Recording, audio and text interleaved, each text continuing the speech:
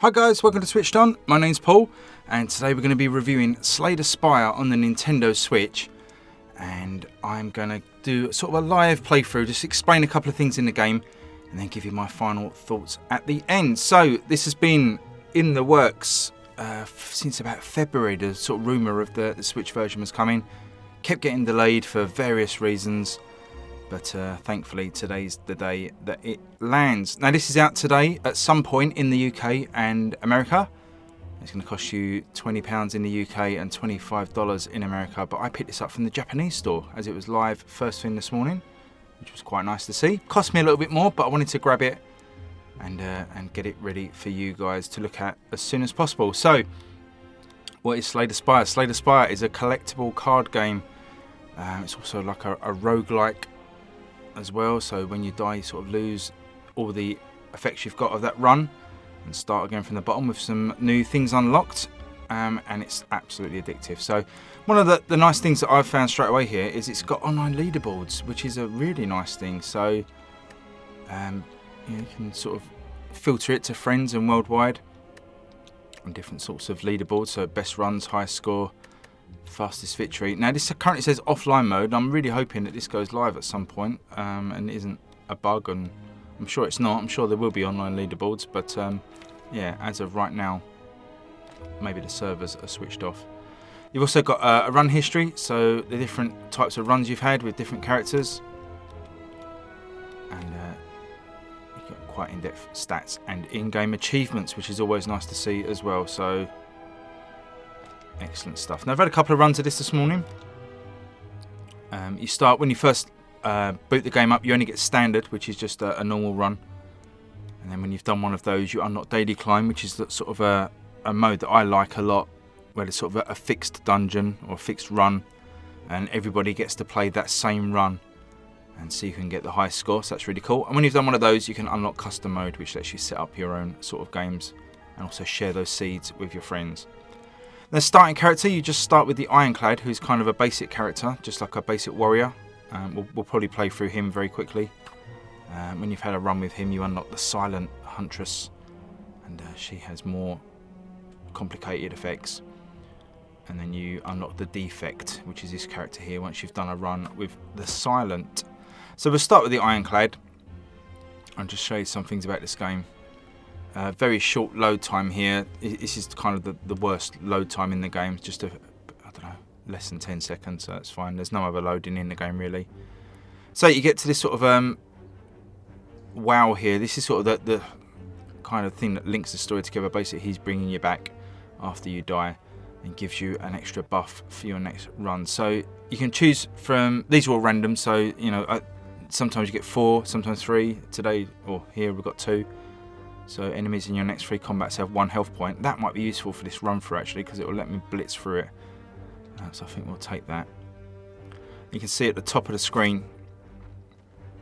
Oh, actually, we'll talk about that in a second. Let's talk about the map. So you start the climb up the spire here to reach the boss at the top. That's the aim of the game. And each of these little points on the map are rooms that you visit. Now, if they've got, you see the key on the right hand side there, but you know, if you've got a little face here, that's an enemy.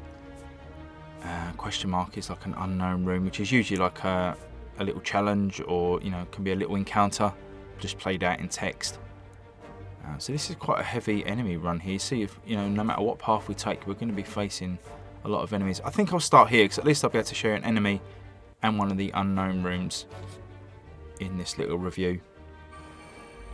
So the buff that we've got, as I said, if you push up on the D-pad, you start off on your cards here, push up. You move to sort of being able to look at the characters. I'll talk about that in a second. Push up again and you get your sort of buffs and relics here. So we've got Burning Blood, which this character always starts with. So at the end of combat, heals 6 health points, which is really helpful, and kind of lends itself to a beginner play, because you're going to be healing as you go through the spire. And this other buff that we just picked up, so enemies in your first 3 combats will have 1 health point, which is awesome. So that is all good. Now also, if you press X, it gives you access to your potion slots at the top. You can pick up 3 potions as the game goes on, and these do various things, from sort of healing you, giving you new cards, or there can be sort of attacking ones like like fireballs and stuff that you can fire at the enemies. You can pick those up and play them at any time. So let's just quickly go through the characters here. So this is your character. I've got no buffs at the moment, so it's probably better to look at this character here. This is the enemy, and again, little tooltips there to show you what they're going to do. So these two enemies have both got swords above their heads, which means they're going to attack on their turn. So once I've had my turn, that's what their intent is. So he's going to attack for 7 hit points. This one's going to attack for 6. And they're also underneath their health bar there. You can see they've got a little status effect. Looks like a little blue basketball for these characters. But this is like a little status effect on them, and they're called an effect called curl up. So on receiving attack damage, it rolls up and gains 5 block once per combat. So the first time I attack this character, he's going to try and roll up into a ball and sort of basically defend himself. But hopefully we're going to take these out pretty quickly with that buff that we've got. So this is your hand of cards. Bottom left hand corner, if you press ZL, gives you access to your deck. So these are the cards that are yet to be drawn from the deck. Don't show you what order they're going to be drawn in. At the moment they're just sorted by rarity, so this isn't the exact order they will get drawn out in, but it's helpful to know what cards you've got left. And ZR is the other corner, right hand corner. There's nothing in there at the moment, but you can see your discard pile. Now when you play cards, they go into the discard pile normally, unless they've got an exhaust keyword, which we'll probably not get to in this review. But if a card is exhausted, it doesn't go into your discard pile. But generally, cards go into your discard pile. At the end of your turn, your whole hand of remaining cards go into your discard pile.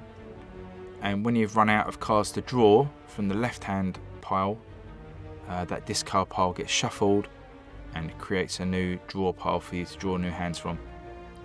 If you played any sort of board games, any sort of card drafting games, collectible card games, you'd be fairly familiar with this mechanic. But let's crack on anyway. Let's kill these enemies off because they've only got 1 hit point. You can see the red bar there underneath each enemy. The first one there has got 1 hit point, obviously, out of 11. And the second one has got 16 total health points in just that one. So we should be able to just hit these. So press A on a card and you get this kind of arrow that lets you pick targets. So we're just going to hit the first one for 6 and he's dead. Hit the second one for 6 and he's dead. So that buff really going to help us get through some rooms here. So when you do kill your enemies and complete these rooms, you get rewards. And the rewards here, we've got 13 gold, so we'll take that. We've got a potion, which is really handy, so we were just talking about those. Don't always get them, this is randomly handed out, but we've got a blood potion here, so heal for 10% of your maximum health. You press that and you see it goes up to the potion slot at the top. And no matter what you do, every room you defeat, you get to add an extra, more powerful card to your deck from a random pick of 3. So we can choose this one here, Metallicize. At the end of your turn, gain 3 block, which is quite handy.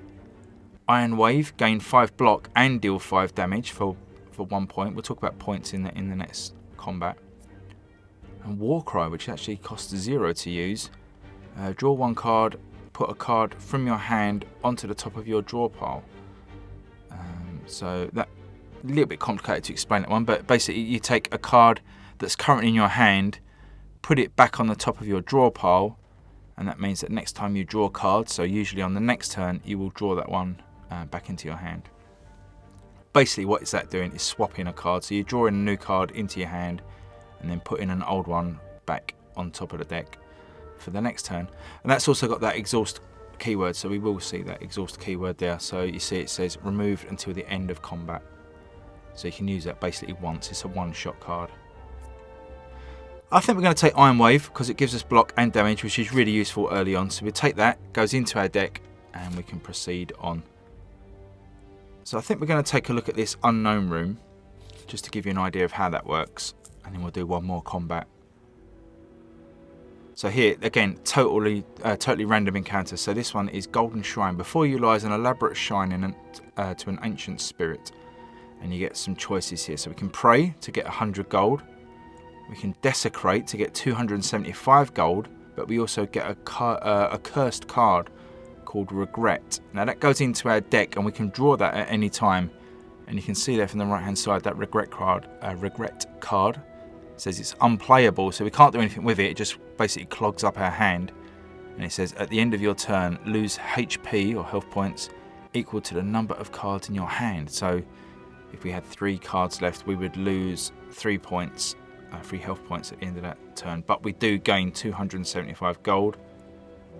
Useful if there's shops coming up. I didn't notice any shops coming up on the map. Let's have a look. I think you can press the minus button here to see the map. And we've got no merchants. Merchants are the little sort of bag icons you can see from the right hand side. And if we look at our path up the spire, yeah, we've not got a merchant for a long while. We may not even, just quickly trying to figure out the forks in the road there, we may not even be hitting a merchant at all. So we probably don't need the gold, and we certainly don't want to become cursed. So we're just going to take the 100 gold option. As your hand touches the shrine, gold rains down from the ceiling, showering you in riches. So perfect. We've got 100 gold, but so we may not be using it in this run. So let's take on another enemy quickly. Before we start this, let's just have a look at a few things in the game. So the graphics, really nice, comparable, the graphics and sound with the Steam version. Not noticed any differences. Looks really nice, handheld and on the TV screen that I'm playing on at the moment. So that's perfect. I've noticed a little touch of slowdown sometimes, especially when you're shuffling your cards, when you sort of come across from the right hand side to the left. It does this very, very minor slowdown. It doesn't affect gameplay at all, but I've not noticed it anywhere else, so that's fine. So there's no real loading, it's very quick. And it's just one of those sort of perfect games that you can just pick up and play a few hands of. You can save your run at any time. If you press the plus button to get your options up, you can actually abandon the run there with the Y button, but ZR lets you save at this point and quit out, so you can always come back at a future time and carry on the run from this battle. So that's perfect.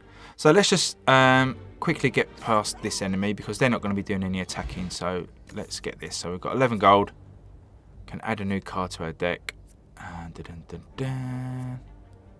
Now this is a good card, Perfected Strike. Deal 6 damage and then deal 2 additional damage for all other cards containing the word strike in your hand.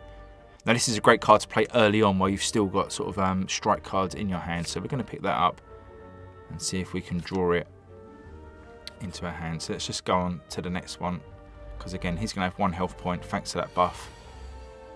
And we can let's just get rid of him, and then we'll get onto probably one proper battle.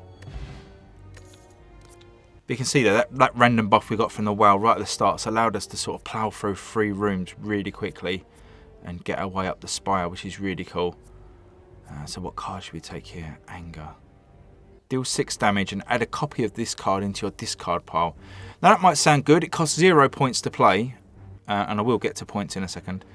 Deals 6 damage, but it adds a copy of this into your discard pile. So you'll have 2 versions of this card in your discard pile, and what that means is that there's a chance next time of there's a double chance of drawing this card, which again is fine. Early on, dealing 6 damage is nice, but if you play that again, you'll then have 3 lots of this card in your deck. Now as you go on through the game, you need more powerful cards, and you don't want these basic cards that only deal 6 damage clogging up your hand. So yeah, good card to have early on, but not one to use too much, otherwise you'll end up clogging up your deck with pretty crappy cards. So I don't know, as we've got through 3 rooms already, I'm probably not going to take that. Deal 3 damage to random enemy 3 times. I quite like the sound of that. Let's take that one. And this should be a proper combat session with our enemy. Yeah, you can see they've got their full health now. So this is going to be a little bit more indicative of what the game's about. So let's have a look at these 2 enemies first. So we've got fungi beasts. This one's got 27 health points. This one's got 24. You look at the statuses they've got. So this guy's going to attack for 6. And he's got a status called Spore Cloud, which says on death applies 2 vulnerable. So when we kill him, he's going to hit us for 2 vulnerable, which is a status effect, which means we take more damage from attacks. So yeah, so we're going to kill this guy, but also he's going to explode at the end and put a status effect on us. But anyway, he's hitting for 6 damage, and this guy is going to actually do a strategic effect on his turn. You see the little icon there, and he's going to do a buff of some kind. So we don't know what that is, whether he's going to buff himself with a power, or he's going to sort of debuff us. Not sure. we'll find out. But what we do know is we're basically going to be hit for 6 damage. So one of the main strategies in this game is to avoid damage at all costs, because it soon racks up, and the only way you can restore it normally is by getting to rest points on the map, which are random and few and far between, or we can heal if we've got potions. Now thankfully we did pick up a potion earlier on, so we can do that. And of course, if you remember, this character has got this burning blood status where we automatically heal 6 points at the end of combat. So early on, these guys are hitting for little points of damage, but you know, later on you're going to be facing enemies that are going to be doing, you know, 20, 30, 40 points of damage at any one time. So you really do need to start building up your block cards and status effects. So I think the first thing we need to take care of is to deal with this attack. So we're going to play this block card. So we press A, we're going to put it on ourself. So you notice there's no red arrows to pick any enemy, because this card can only be played on ourself. So press A again, and you see we've got that blue shield there, 5 points of block. Now when an enemy attacks you for any amount of damage, they will do that amount of damage to any shield you have first, and then any remaining damage will be taken off your health points. So as this guy is going to be hitting us for 6 damage, 5 of that's going to be swallowed up by a shield. So we'll actually take 1 point of damage off of our health. So we've got nothing. Oh, we can actually play this card. Now this is going to talk about action points. You see in the corner, the top left hand corner of these cards, they've got different numbers. This one's got 2. And these other ones have got 1. And if you look at kind of the bottom left hand corner of the screen there, you can see those are our action points. Every character starts with 3. You can get more as the game goes on through different potions and buffs. Not always guaranteed, but that is an option. But you generally start with 3. Now we've already played 1 card. That block card cost us 1 action point. This one's going to cost us 2, which will take all of our points up. This one will cost 1, which will allow us to play another card. So I'm going to play this one because it's going to give us another 5 block, but also allow us to do 5 damage. And then so the arrow pops up here, sort of suggesting who we want to play that damage on. And we're going to play it on this guy. So you see now our block has gone up to 10. We've got a blue shield there with 10 in it. So we're going to block 10 damage, whatever happens next. And we also did 5 damage. So if you look, if we can clear it, well, we can't really clear the path. There we go, if we push up. You see there it's taken 5 damage off of that guy. He's gone down to 22 out of 27 health points. So you see now that number in the left hand corner has gone red, because this bash card is going to cost us 2 action points to play. We only have 1 left, so that means we cannot play this card. We can try. Not enough energy. Can't play that card. So we can play one of these 1-point cards. So we've got Strike, which deals 6 damage. And Sword Boomerang, deal 3 damage to an enemy 3 times. That's basically going to take 9 points of damage, so that's a good card to play. We're going to play that on a random enemy, and it's played it on that second enemy there, taking 9 points of damage, and that's all of our action points exhausted. You see there we've got 0 out of 3 action points on the left hand side. The remaining cards in our hand, so Bash and Strike, will also go into our discard pile when we press Y to end our turn. And that's the enemy's turn, so we know we're going to get hit for 6 damage. And that was all blocked. And the other enemy has buffed his strength. And if we look at that quickly, you can see now he's got a red icon, a red sword icon underneath his status bar called strength. And this means it attacks his damage by 3. Which, yeah, isn't great. You can see now he's going to attack us for 9 damage, where usually these fungi beasts can only do 6. So he's buffed himself with strength, giving himself 3 extra attack. So both of these guys are going to be attacking us. So one's doing us for 6 damage, this one's doing us for 9, so that's 15 total damage we're going to be taking. We really don't want that, so we want to get some blocking. Now, this is where a bit of strategy comes in, because we've only got 1 block card, which is only going to block us for 5 damage, but we have got this card here, Perfected Strike, which deals 18 damage at the moment. If you remember, this one deals a base amount of damage, plus 2 additional damage for all cards that say Strike. Now if you look here, we've got this one itself, Perfected Strike. We've got then 1, 2, 3 other cards that are called Strike as well. So we're doing 4 cards with Strike, 2 damage each. That's 8 extra damage that we can do. So it tells you there anyway, it works it all out for you. It basically gives you the total. You're going to deal 18 damage at the moment if we play this card. Now that's enough to kill that second enemy off. He's only got 15 hit points left. So if we kill him off, that removes any threat of that 9 damage coming in. So we're going to play that on him and remove him from the equation. So that just leaves this second guy now, who's going to do 9 damage to us. Now, if you were paying attention, and it might get a bit complicated here, he was going to hit us for 6. But if you remember, when these guys die, they activate Spore Cloud, and it's applied vulnerable to me, which means that damage attacks that I received take 50% or give 50% more damage to me. So this guy, as I killed the other one off, I got vulnerable applied on me, and now this guy's attack is worth more, so he's going to be hitting us for 9. So we're still probably in a bit of trouble here. We're going to take, we can only play this defense card for 5 block, and we're going to take whatever happens now, as we've got no more block cards. We're going to take 4 points of damage. So he's going to hit us for 9, 5's going to be blocked, we're going to take 4 points. So we've got no points left to play any more cards, we've got to end our turn. We're going to take that 9 attack, 5 of which is blocked, and we're taking 4 hit points. You can see our health has gone down to 76 now out of 80. Now on his next turn, he is going to be doing a strategy, so he may well be strengthening himself like the other guy did. So as we're not going to be getting attacked, we don't need to worry about blocking for the next turn. So we're going to play this bash card, deals 8 damage and applies 2 vulnerable to him.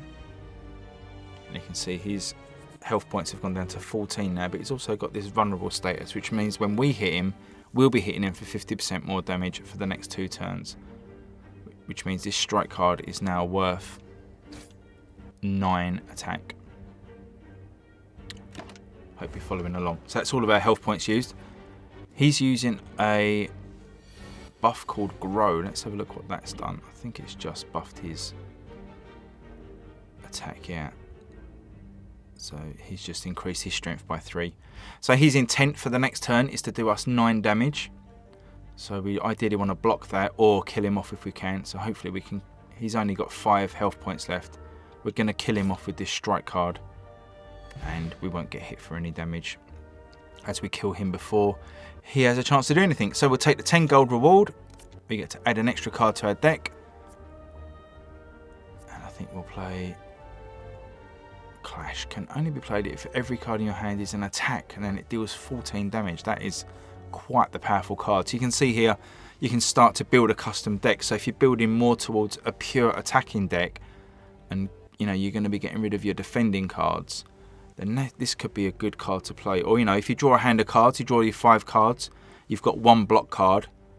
If you play that on yourself, that obviously removes it out of your hand, and then that will allow you to play this clash card. So, you know, you've got different strategies that come around. So that's pretty cool. So I think we'll take this, shrug it off, add that to our deck. We'll be on to the next enemy. But I'm going to end this video here. It's already run on for nearly 25 minutes. So hope you enjoyed the little run through there. Some information about how to play the game, how this game plays. Some technical information as well. Really, really nice game. I played this for months and months on Steam. Absolutely love it. It's a game that's got pretty much infinite replayability. So much to unlock. Random every time. You've got those online leaderboards. And I've been waiting so long for this game. I cannot recommend it enough. I'm going to give this the second ever Switched On 10 out of 10. It's a near perfect game. Absolutely recommended. Please pick this up. You will enjoy it so much. And yeah, it's a 10 out of 10 from me. And I'm so happy to be able to give it that. So pleased the port has come across in such a good state. So there you go. I hope you guys do pick this up. Please drop me a comment below if you do. If you have any questions about the game, either before you buy it, if you want to know anything, or if you've picked it up and are just sort of struggling with the mechanics at all, drop me a comment below. More than happy to help you today. Can jump on those comments pretty quickly and help you out.